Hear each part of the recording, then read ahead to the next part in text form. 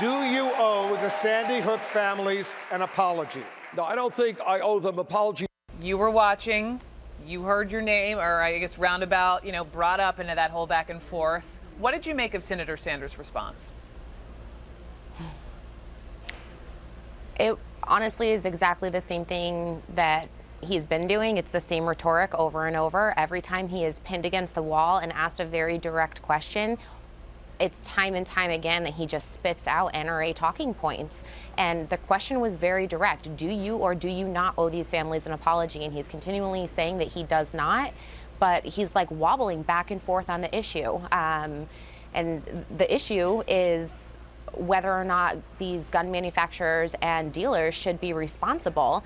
And that's a bill that he voted for. He voted that in, and he's continuing to defend it, but then we'll wobble back and say, well, if they sell 10,000 rounds of ammunition, then maybe. And last night, I believe it was 6,000, then maybe. My question to him is, what about Sandy and Lonnie Phillips, who just filed suit over 4,000 rounds of ammunition that was sold?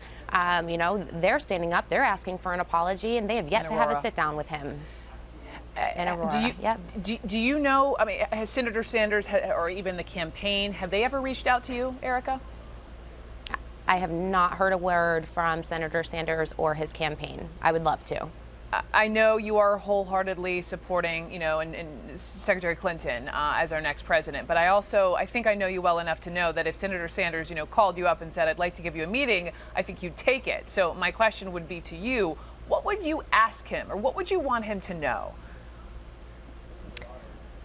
I would love to sit down with him. I would love for the Soto family from Sandy Hook to be in the family. I would in the room with me. I would love to be with Sandy and Lonnie Phillips in that room, and really just sit down and ask him, where exactly do you stand on this? Because you're wobbling back and forth. It's like he's teetering, from one side of the issue to the other, and consistently saying that he doesn't support what the families are trying to do, but then in his very next sentence, he'll say, well, in this particular case, then that might be okay.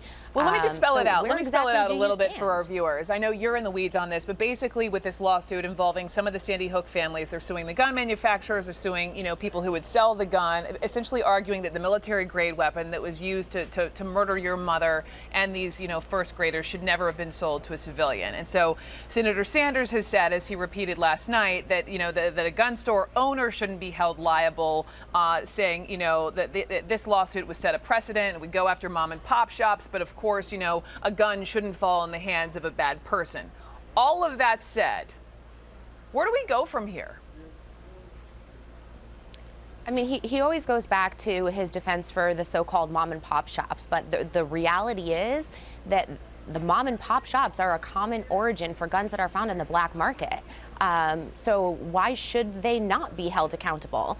I definitely would like to get a more firm answer on what he defines as mom and pop, and what happens to guns that are trafficked through those stores, or the straw purchases that happen through those stores. And that's something that I've heard him call attention to previously. But fact of the matter is that is a very common thing at these mom and pop shops.